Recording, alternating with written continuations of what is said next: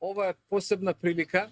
Традиционално ги правиме овие сеанси, овие беседи во чест на добитниците на престижната награда Астер и од името на домакините ви посакувам добре дојде на сите што бевте дел и синоќа и денес и утре што ќе бидете дел од програмата и од дружбата на Астерфест, а за се друго ќе го знаете од Сузана, од Столе и од Антонио. Така.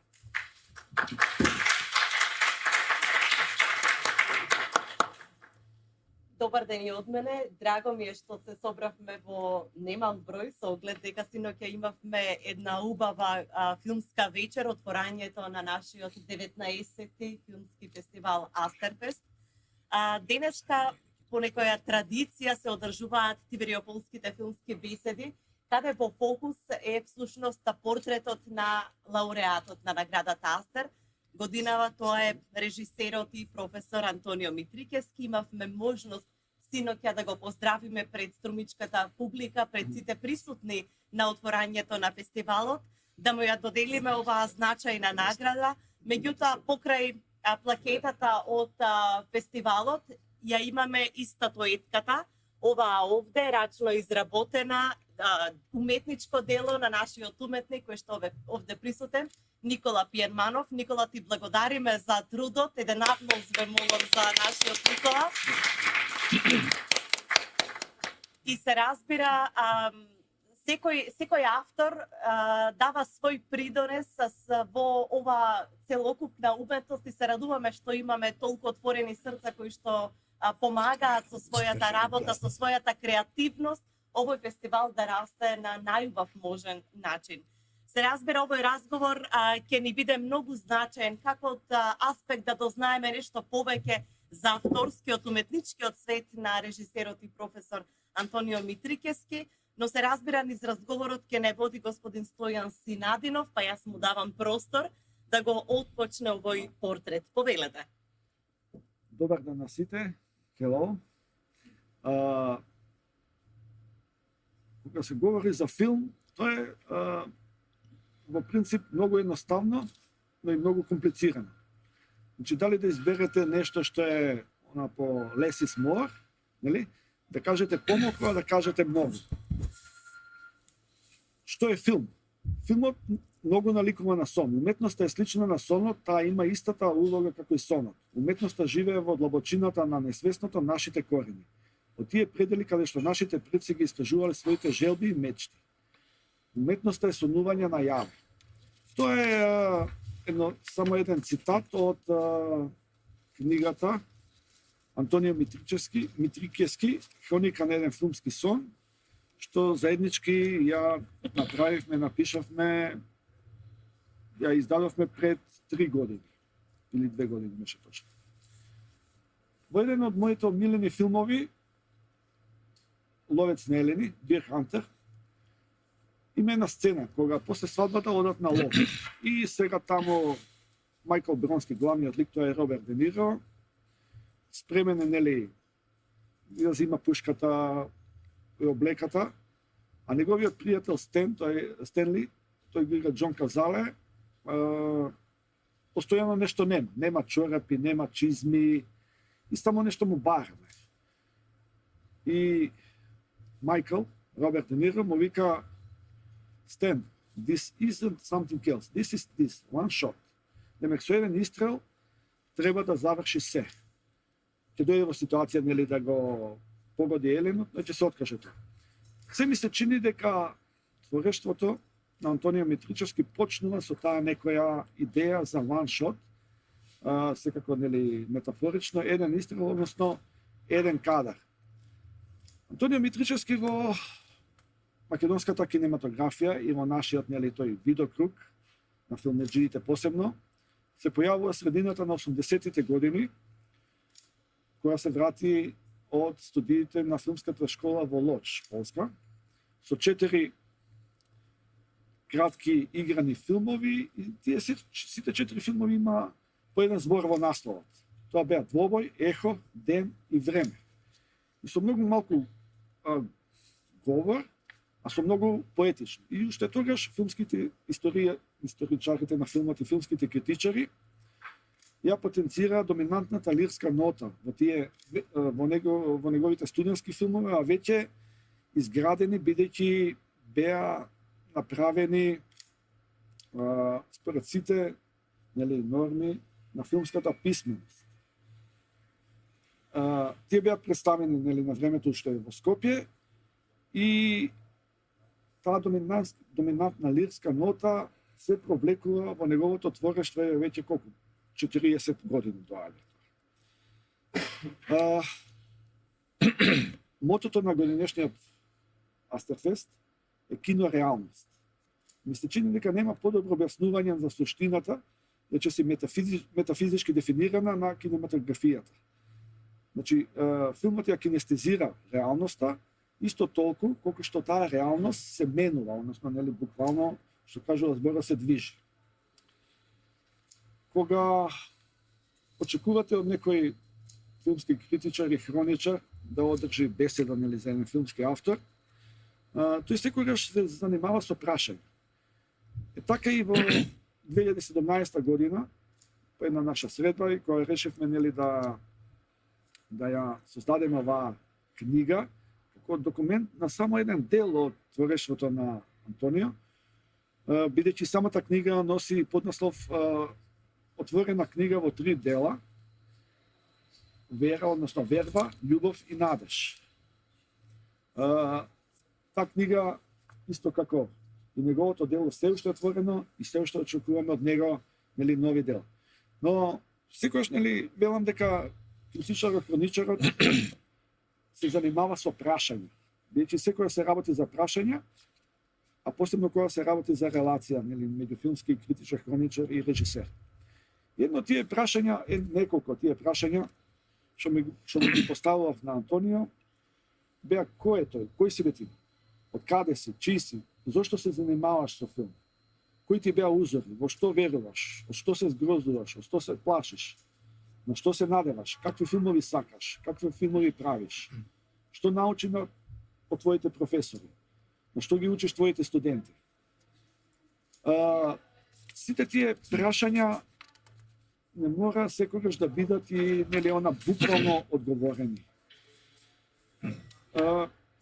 Кога Антонио Митричевски се појавува во македонската кинематографија, професионално со документарниот филм Љубовта на Кочето Пенчаров, веќе во неговиот тој прв филм повторно беше доминантна таа лирска нота Љубовта на Кочето Пенчаров.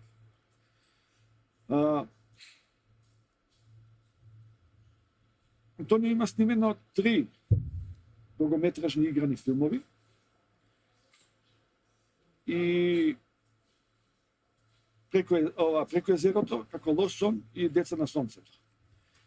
Кога разговаравме со него за книгата, он вели дека не пишува класични сценарија, бидејќи смета дека естетиката почнува самата идеја, како филм сака да направи.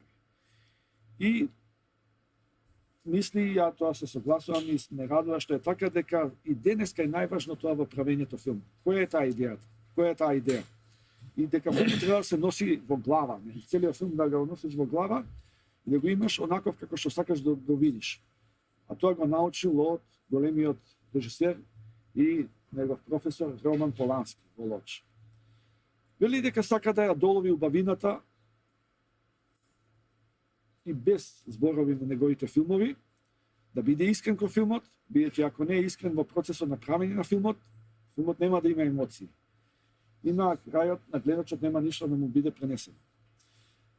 Кога ќе ги погледнете, например, Преку езерото, првиот негов филм, а и подоснежните ќе видите дека Антонио многу внимателно ги бира сценаристичките прелошки. Иако има снимено само 3 филма, има уште, сме разговарале, можеби десетици останати други проекти кои што биле развиени, напишано сценарио, стигнато до речиси до прва клапа, но од различни причини, собитија со какви што изобилува нашата кинематографија и останале нереализирани.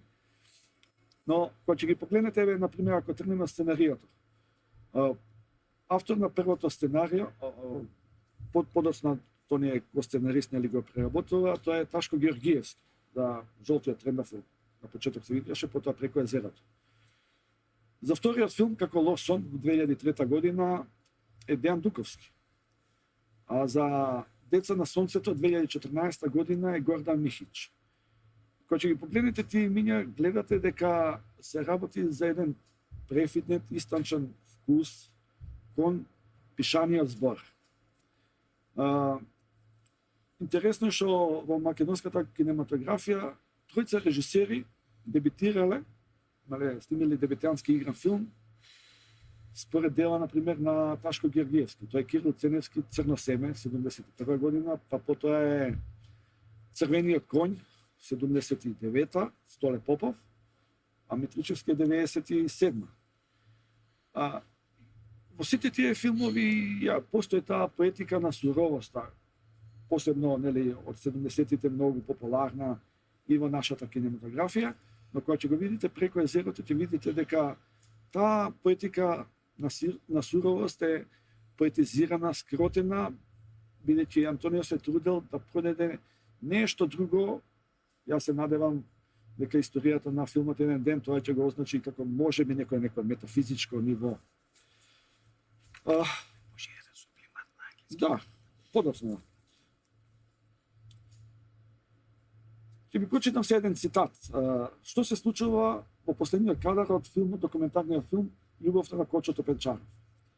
Апсолутно ништо. Тоа е само еден дол кадар, тотална маж и жена, силуети на брегот на едно огромно водено пространство, таму каде што во далечините е окружено со планински венец. Зајди сонце и сето тоа трае. Филмот без остапка бара единство на мисла, визуелна гледка, ритам, а сензибилитетот на авторот сето тоа може на таа кохерентност да ја вдахне душа. Тоа го напиша пред 30 години доајенот на на филмската критика во Македонија, историчарка на филм или Денка Петрушева. Од друга страна, слушнете го овој цитат, вака вика. Да се работи за филмот преку езерото. Со филмот на Антонио Митрикиски се открив подобро себе си. Допрев нишки кои постоеле во мене, а сега само ги разбудив. Филмот на Антонио е тоа што во мене излече еден флуид кој што спиеше. И двајцата добивме, тој како режисер, а јас како композитор. Тоа е таа мистерија на нашата соработка. И кога ќе видите дека по тие зборови е потпишал Георг Занфир, веројатно најпознатиот панфлейтист на 20-тиот век и многу познат композитор со филмови од Серджо Леоне и редица други филмови, гледате дека повторно се работи за еден авторски вкус кој што мислам дека е многу конзистентен и не бара не се поминува на остапките. На англиски сакаш нешто? Само сублимат заради Да, I have talking about the movies of Antonio Mitricevski since his beginning as a student on Film Academy in Lodz, Poland. And he came in Macedonian cinematography almost like a very poetic author with his short feature stories, feature movies.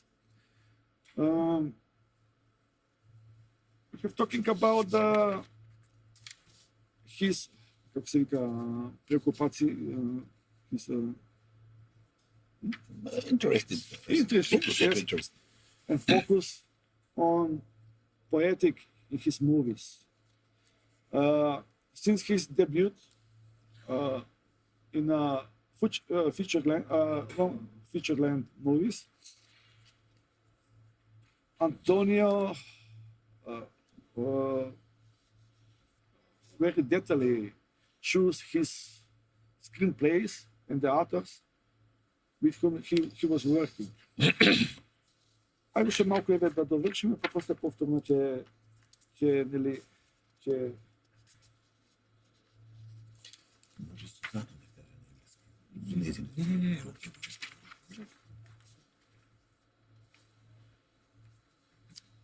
кога ја пишувавме книгата, нели благодарејќи на алатките за модерна комуникација, ние не разговаравме. Значи се допишувавме преку мејл. И ми се чини дека и слично како во филмовите на Антонио, сметам и јас сметам дека понекогаш зборовите се одвишни. И како што одминува времето, се повеќе сум убеден дека режисерите, посебно како што е Антонио, се под наводници глуви композитори, нели, кои што ја создаваат најпрво сликата, паралелно со звукот, во собствената глава, но и во тишина. Во таа тишина, слично како јазикот на филмската граматика, се транскрибираат и најлудите идеи на режисерот, бидејќи за да може нив треба да ги разберат сите соработници на сетот. Значи, филмот е ако тргна работа. Вие каква идеја да имате, сето тоа морате да го распределите, да го разглобите најситни, нели, најситни детали, како кадри, планови, ракурси, фарови, време трајање, осветлување, затемнување, екстериер, интериер.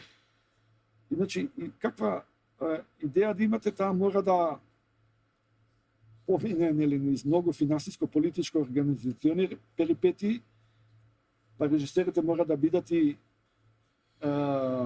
нели, ние ги викаме диригенти, а понекогаш и генерали на војска, составена од глумци, камермани, осветители, тонски сниматели, сценографи, други филмски техничари и специјалисти. Кога ќе погледнете една одјавна шпица на филм, ќе видите дека денеска речиси не можете без едно 200 соработници филм да направите.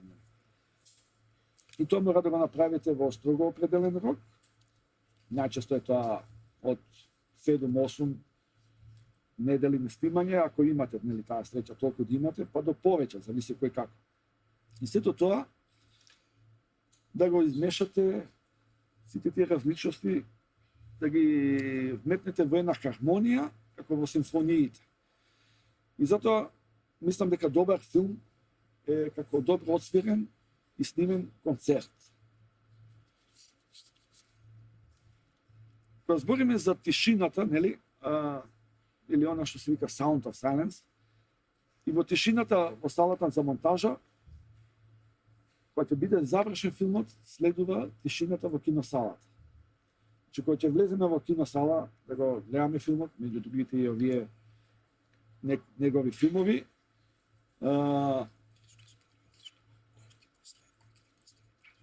таа тишина, која трае, нели, час и половина, незината интенција е на крајот да создаде аплауз. Или може би свириш. На англиски така? Да. Кратко за регистрација. Заборав да кажам. Okay, I should try to make one resume, one sentence in English.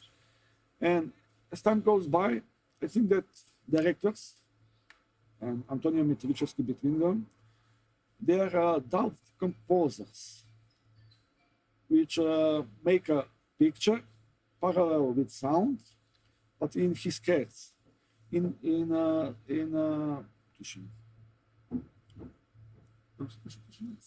silent, yes, okay. In that silent, with the language of film grammar, the director has to make, the plan with records, far, time during lighting, exterior, interior, and after that, he has to put all of this stuff in a harmony. And good movies, for me, like a good concept.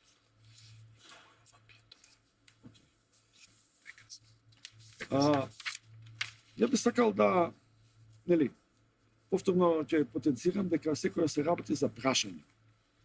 И после сите толку многу прашања, има ли Антонио нешто да праша?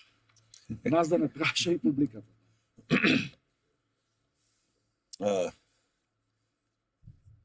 Јас имам, прво сакам да се заблагодарам за овој прекрасен амбиент на фестивалот што успеа Горан и екипата негова на Астерфест да обстане толку години и да направи еден фестивал кој навистина остава траги во Македонија и пошироко. Второ е, навистина е истреке, можеби, што на 2 август, нашиот најголем ден во Македонија, се прави овие разговори и трае фестивалот.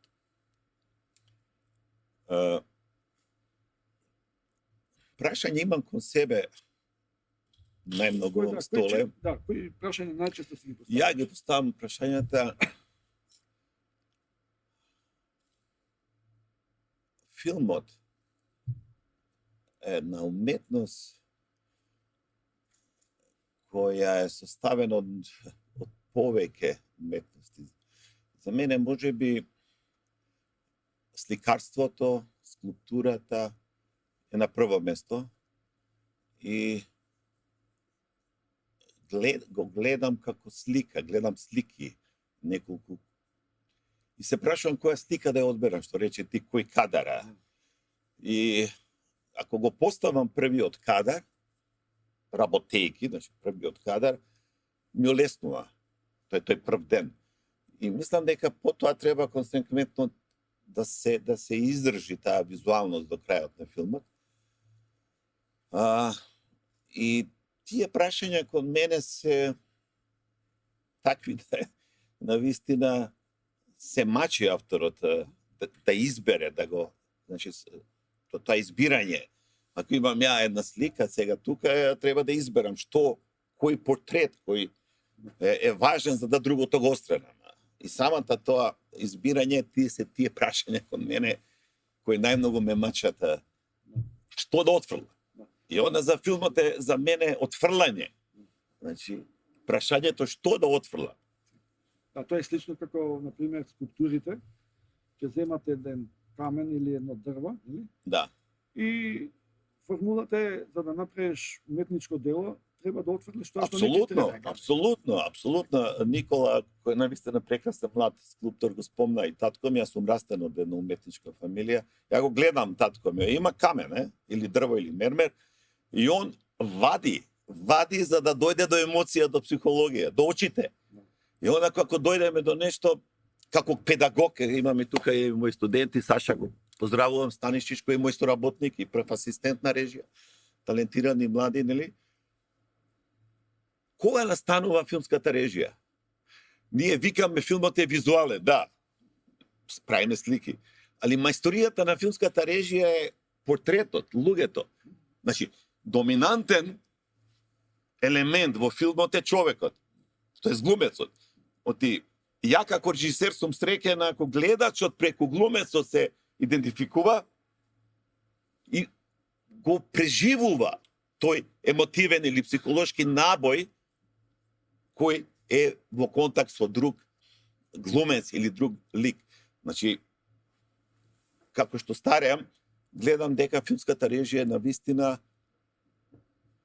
работа со глумци, портрет пред све и вадење на таа психологија, контакти и конфликти меѓу тие ликови. Секој добар снимател, среден, он може да направи прекрасни кадри, визуални, избе сонце, зајди сонце и така. Значи, поезијата, сакам да повторам, моја се базира врз тоа да портретот на човекот е најдобриот хоризонт.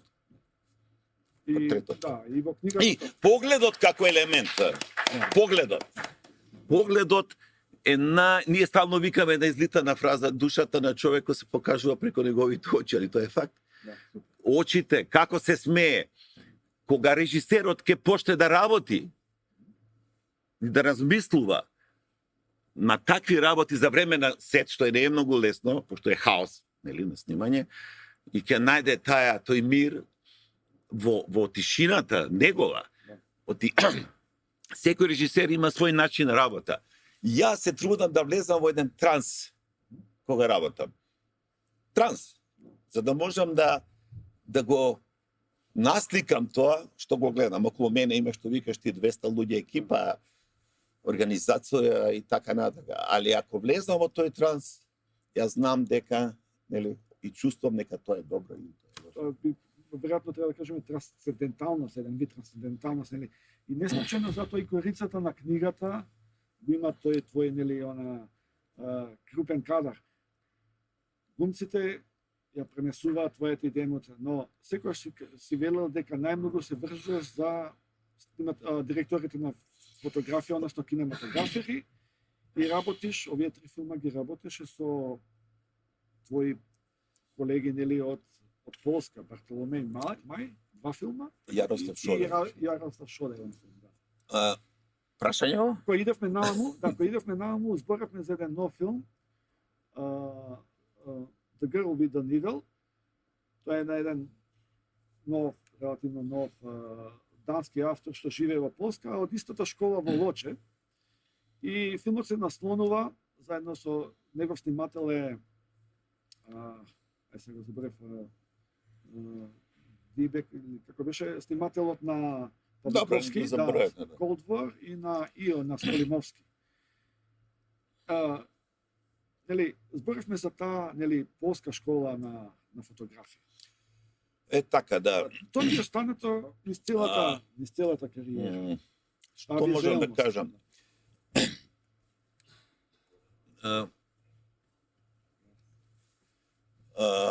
Значи, мене... We are talking about the photography and the Polish School of Photography. Јас имав среќа да одам во Лоч, не знам, тоа дојде случајно преку баш Киро Ценевски го снимаше јад со полска екипа и се поврзав случајно, дознав за таа школа. Ја имав среќа да имам одлични професори, али и одлични директори на фотографија. Таму се учеше како во Скопје, значи режија оддел, камера оддел.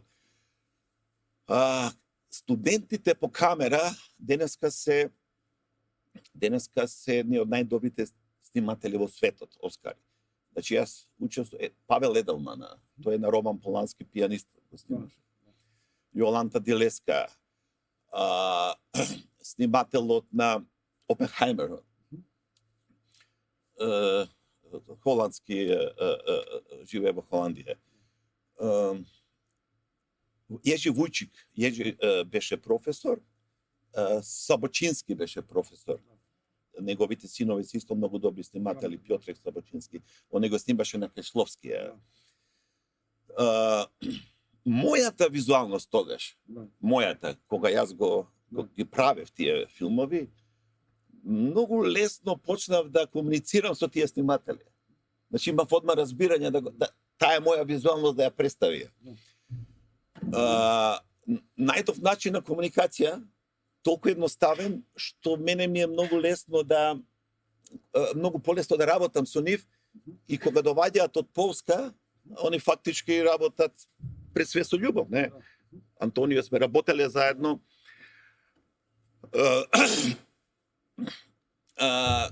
Среќа е што, значи јас морам да признам, мене таа школа ме промени. Ние имавме разговори како што напомна со Роман Полански и се сеќавам на некои работи кои го Аже Вајда. Значи ние кога се исто нели студенти од таа Лочката школа.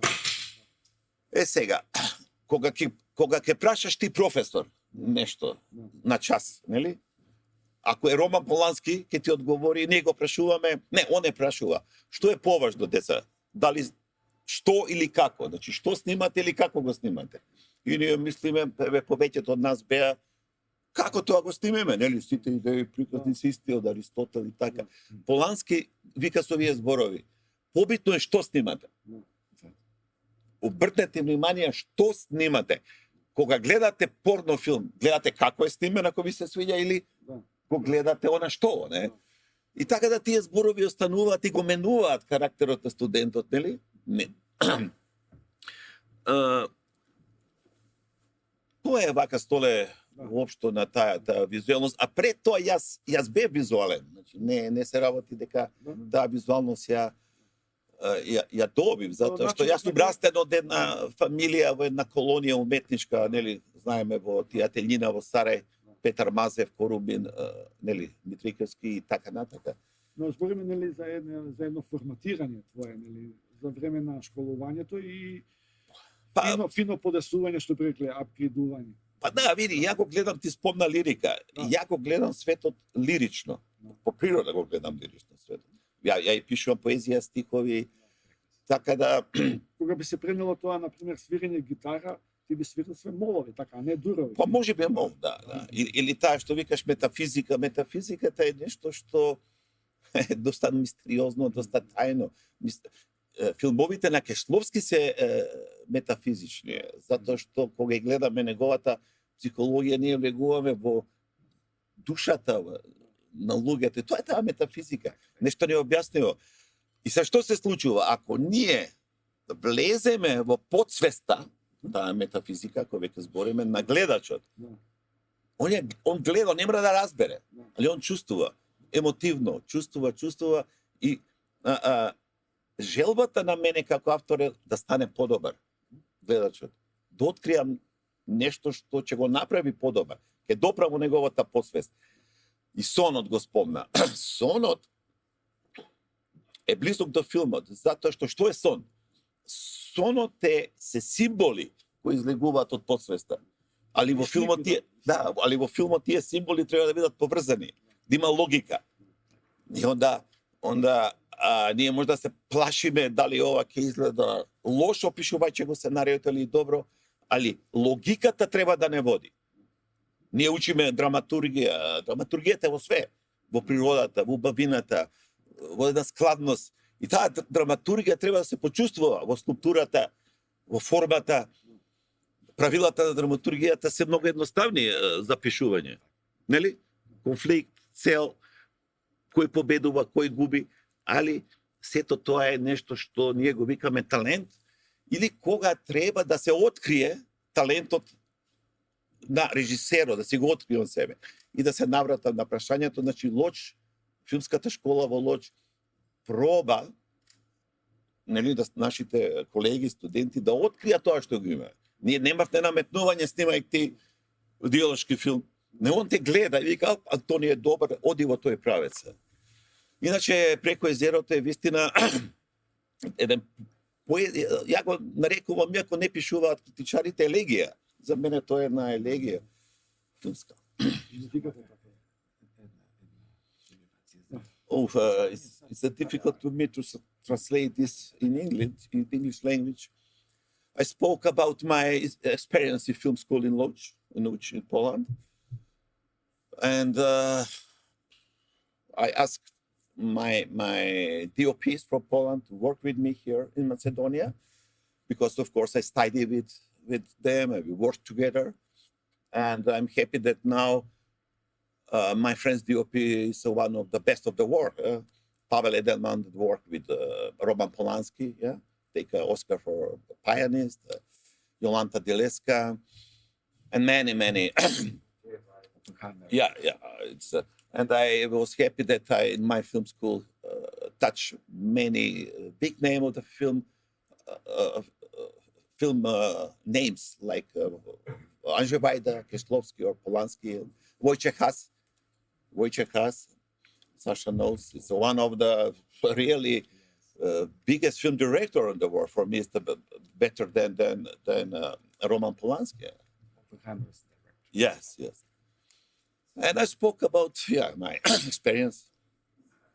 That of course for me is very important to study in this film school. It changed my life, because I live in Macedonia. It's a little country, and in Macedonia we have no money for the movie. It's amazing living here, No money. It's everything is a politics.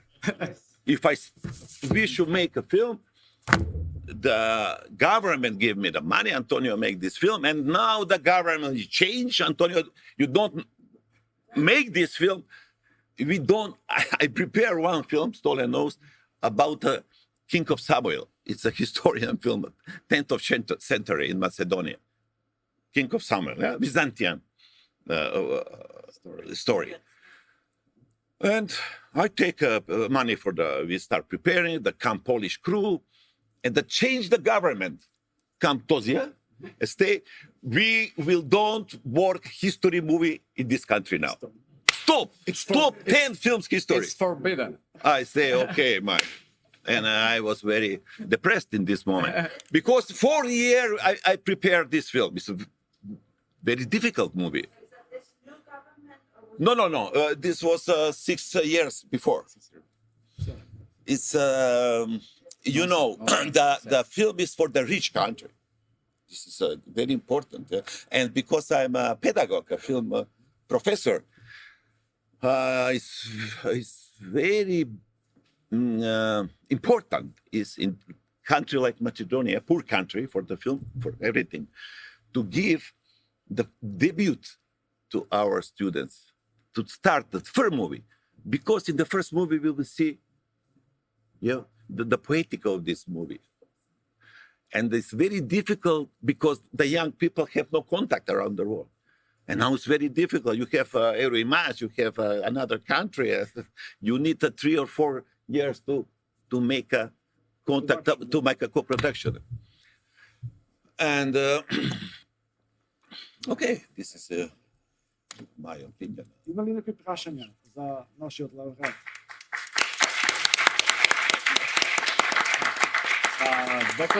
Доколку имате некои прашања, do you have any questions for our laureate, Mr. Mitrikenski? Welcome. Некако нешто се најдобро, меѓутоа Така. да, ако веќе имаме Така, да. изгледа надвор контекстот, меѓутоа не. Некој пати ќе спомнам биографијата на лауреатот, че Така. тој за повторање на работа и тоа прашањето ви е ова. Дали некако зашто потекло за уметничко потекло и обкружување? Во древна нерва има дефинирано барем така работа. Така. Сега, Петар Митрикевски сосема случајно го следа малку по-долго време, дали по некаков амбиент акција или тоа повеќе пати на глас на своето македонско Да. презимето, Да. коинциденција е сега за оние што Да. Да. за вас вие уште по-точно Да. прашањето Да. не е на Да, добро. Значи, што се однесува до фамилијата моја, не само Митрикевски, ние сме со генерации фамилија уметничка. Значи, тука се Чучкови, композиторот Чучков, има продуценти во Бугарија, во Белград, знае, кој што е прочитал книгата на столе за мене, дека има, значи, од генерации сме уметници. Не само што сме од генерации уметници, јас сум растен во една уметничка средина. Не зборам за мојата фамилија, зборам за големи имиња, како Петар Мазев, Миле Корубин, Драган Поповски Дада, Джото, од дете. Ја не можев да замислам ништо друго него ли да бидам уметник. Јас имав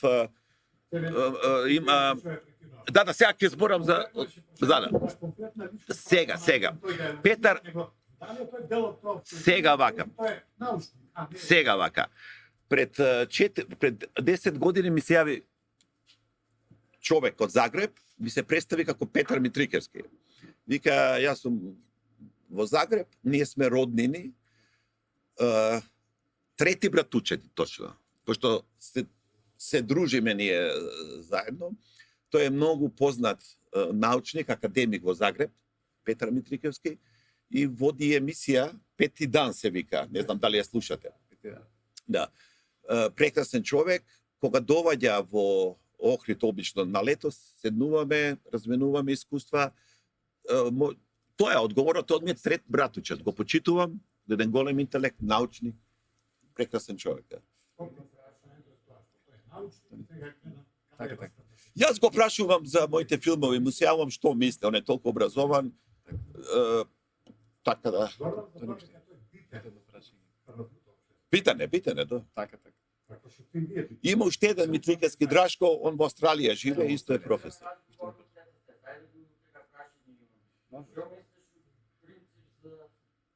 Критиката или коментарот дека македонските режисери последните 30 години барем више што взимате пари, нели што правите филмови, создавате поли сценографии, досадни сценографии, мислам сценарии се филмови што генерално ќе деградират Македонија или ги покажат најголемите слабости. Когато тоа е мислимо, нели? Учнувајќи од тебе како режисер. Јас моето тапа сценарија и да направат нешто како вистински уметници, нели, од уметност Не само Вака. Тапа, македонската кинематографија реално нема некоја уметничка вредност од 30 години, освен ако не сакаме да го пуштаме. добро, вака, ја не ќе одговорам на многу конкретно на ова прашање. Што е важно за еден филмски режисер, или автор? Да ја покаже вистината. Значи, во обкружувањето што викате вие, значи во таа држава во која живе, да најде диагноза на општеството. Така, да ја покаже вистината. Што значи диагноза на општеството? Да ги најде слабостите на тоа општество. Ако земете најголемите школи во филм или правци, еве да кажеме чешката филмска школа, она ги покажуваше слабостите на самиот систем во Чешка. Да. Како настанува тој црн бран? Значи, ние можеме да кажеме, чекај, црниот бран не ја покажува добро ни Југославија, ни Чешка, ни Полска. Тие се темни филмови, неубави филмови. Го покажуваат лошото во Полска, Чешка или Југославија. А црниот бран, ова е многу важно, направи подем на кинематографијата.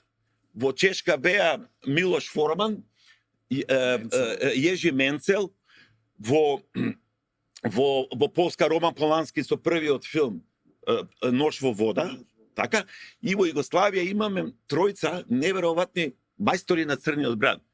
Александра Саша Петрови со Скуплјачи перја, Жика Павлович, Макавеев. Овие режисери ја покажуваат ти што викаш лошата страна на државата. Али тоа го направи италијанскиот нереализам. Италијанскиот нереализам е најголем правец, според мене, после Втората светска војна, кој го направи филмот да биде вистинит. Значи, што е идејата на режисерот? Да ја бара вистината и да ја покаже вистината. Да ја покаже диагнозата, што е слабост во здравство, што е тоа корумпираноста. И тие ги нарекуваме ние ангажирани филмови. Како он ќе го прикаже тоа? Во Преко езерото, што вика Столе, е убаво прикажано. Тој е убав филм. Кој ќе кажа, и Антонио, ама си направил убав филм. Некој филм може да биде грд.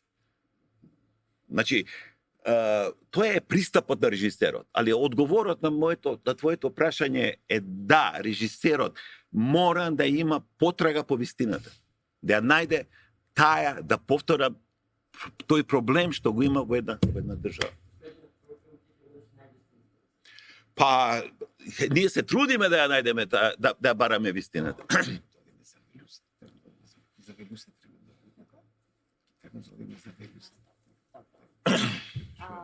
Голема благодарност за присуството, за вниманието и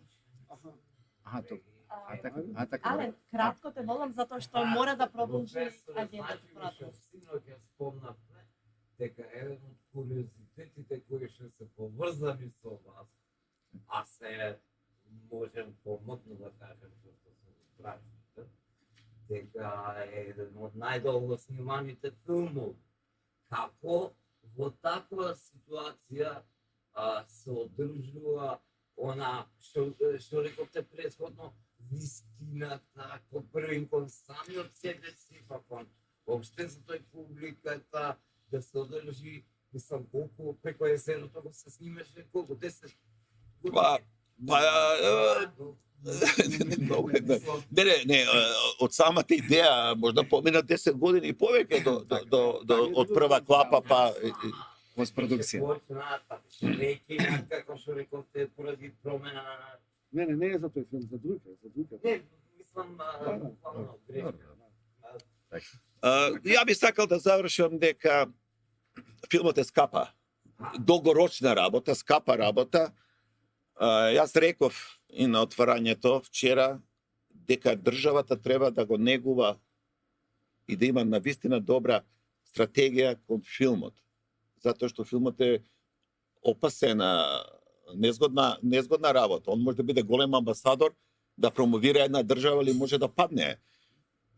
Ние имаме многу автори кои се покажуваат тука гениалци у Македонија, а надвор имаат неверојатно, што вика момчето, негативен одраз со сите критики што ги прават. И ние тука се залажуваме, тонеме во еден вртлок, мислејќи дека имаме ремек дела, што вика момчето, а надвор тие филмови ги плукаат. И сега ние сме изгубени во таа инфовојна, ако некој режисер секој ден ти кажува дека зема негде награди, не ги знаеме ни тие фестивали, да кажеме, и онда во таа инфовојна гледачот кој доктор или економиста не го интересира да проверува дали е тоа вистина или не. И настанува нешто што го реков, дека ако нема стратегија некој, дали филмската агенција, дали министерството, ние треба да повикаме луѓе кои треба нашата кинематографија на некој начин да ја дават правец, да знаеме што се работи. Толку, мислам дека беше доволно, Сузана. Благодарам. Супер.